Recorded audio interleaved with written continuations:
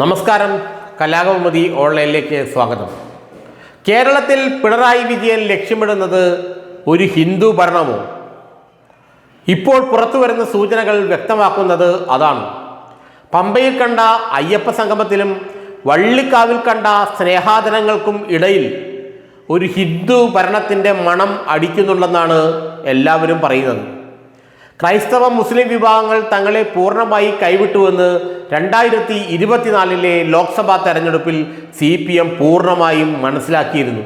മാത്രമല്ല, തങ്ങളുടെ അടിസ്ഥാന വോട്ട് ബാങ്കുകളായ ഈഴവ വിഭാഗങ്ങൾ വലിയ തോതിൽ BJPയിലേക്ക് കൂടുമാറുകയും ചെയ്യുന്നു.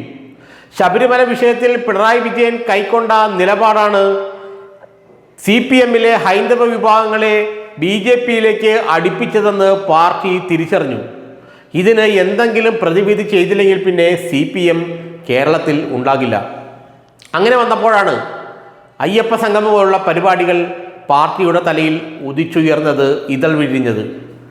രണ്ടാം തവണ അധികാരത്തിലെത്തിയ 2021 ന്യൂനപക്ഷ വിഭാഗങ്ങളുടെ വോട്ടുകൾ CPMന് നിർലോഭം ലഭിച്ചിരുന്നു. എന്നാൽ 2026 തെരഞ്ഞെടുപ്പിലേക്ക് എത്തുമ്പോൾ ന്യൂനപക്ഷങ്ങൾ, മുസ്ലിം ക്രൈസ്തവ വിഭാഗങ്ങൾ പൂർണ്ണമായി തന്നെ പിണറായി വിജയനെയും CPMനെയും കൈവെടിഞ്ഞു കഴിഞ്ഞു. ഇനി പിടിച്ചു നിൽക്കണമെങ്കിൽ ഹൈന്ദവ വോട്ടുകളില്ലാതെ രക്ഷയില്ല, നിവൃത്തിയില്ല എന്ന് CPMും പിണറായി വിജയനും മനസ്സിലാക്കി കഴിഞ്ഞു. അതുകൊണ്ടാണ് അയ്യപ്പ സംഗമവും വള്ളിക്കാവിലെ കെട്ടിപ്പിടുത്തവും മുത്തം കൊടുക്കലുമെല്ലാം അരങ്ങേറിയതെന്ന് CPM നേതാക്കൾ തന്നെ പറയുന്നു. കേരളത്തിൽ ഒരു ഹൈന്ദവ ഭരണമാണ് താൻ മൂന്നാം തവണയും അധികാരത്തിലേറിയാൽ ഉണ്ടാകാൻ പോകുന്നതെന്നുള്ള സൂചനയാണത്രേ പിണറായി വിജയൻ നൽകുന്നത്. CPM ഇക്കാലമെല്ലാം ഉയർത്തിപ്പിടിച്ച രാഷ്ട്രീയ പ്രബുദ്ധതയുടെ പ്രത്യയശാസ്ത്രം മാറ്റിവെച്ചുകൊണ്ട് 2026 എങ്ങനെ വന്നാലും ഭരണം പിടിച്ചേ മതിയാകൂ എന്ന ദൃഢനിശ്ചയവുമായി പിണറായി വിജയൻ മുന്നോട്ട് പോവുകയാണ്. ക്രൈസ്തവ മുസ്ലിം വിഭാഗങ്ങൾ തങ്ങൾക്ക് വോട്ട് ചെയ്യില്ല എന്ന് CPM തിരിച്ചു കളഞ്ഞ സ്ഥിതിക്ക് ഇനി BJPയിലേക്ക് പോകാനുള്ള ഹൈന്ദവ വോട്ടുകളെ CPMൽ പിടിച്ചു നിർത്തണം. കാരണം BJPയിലേക്ക് ഈഴവ സമുദായത്തിൻ്റെ വോട്ടുകൾ ഒഴുകിപ്പോയാൽ പിന്നെ കേരളത്തിൽ CPM വട്ടപൂജ്യമാകുമെന്ന് പിണറായി വിജയന് നന്നായി അറിയാം. അതുകൊണ്ട് എന്ത് വില കൊടുത്തും ആ വോട്ടുകൾ പിടിച്ചു നിർത്തിയേ മതിയാവൂ. അയ്യപ്പനും അമൃതാനന്ദമയിയും അതിന് പറ്റിയ ഉപകരണങ്ങളാണെന്ന് പിണറായി വിജയന് നന്നായി അറിയാം. അതുകൊണ്ട് തന്നെ ഹൈന്ദവ ഭരണം എന്ന ഒരു പ്രചരണം ഇപ്പോൾ കൊടുമ്പിരിക്കൊണ്ടിരിക്കുകയാണ്.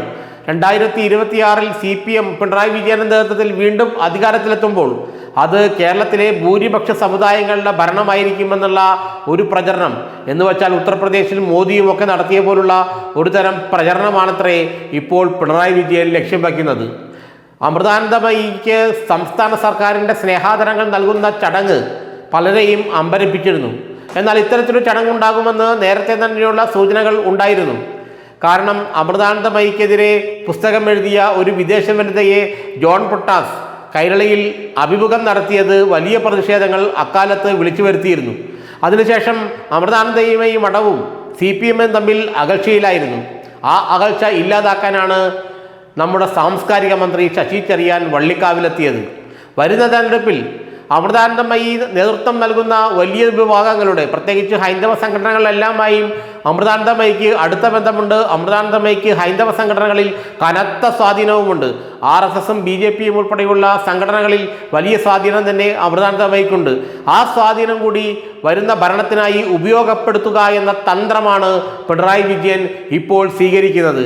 അയ്യപ്പ സംഗമവും അമൃതാനന്ദമയിയും ഒരുമിച്ച് നിർത്തിക്കൊണ്ട് വെള്ളാപ്പള്ളി നടേശനെയും G സുകുമാരൻ നായരെയും ഇടത്തും വലത്തും നിർത്തിക്കൊണ്ട് പിന്നല ശ്രീകുമാറിനെ മുന്നിൽ നിർത്തിക്കൊണ്ട് ഒരു ഹൈന്ദവ തേരോട്ടമാണ് 2026 നിയമസഭാ തെരഞ്ഞെടുപ്പിൽ പിണറായി വിജയൻ ലക്ഷ്യം വയ്ക്കുന്നത്.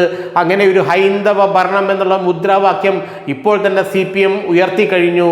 CPMന്റെ ചരിത്രത്തിൽ ആദ്യമായി മൂന്നാം തവണയും ഭരണത്തിലെത്തുമെന്നുള്ള സൂചനകൾ ശക്തമായിരിക്കെ ഒരു ഹൈന്ദവ വോട്ട് ബാങ്കിൻ്റെ ഏകീകരണം ലക്ഷ്യം വെച്ചുകൊണ്ട് പിണറായി വിജയൻ നീങ്ങുകയാണ്. ആ ലക്ഷ്യം വിജയിച്ചാൽ മൂന്നാം തവണയും കേരളത്തിൽ പിണറായി വിജയൻ മുഖ്യമന്ത്രിയായിരിക്കും.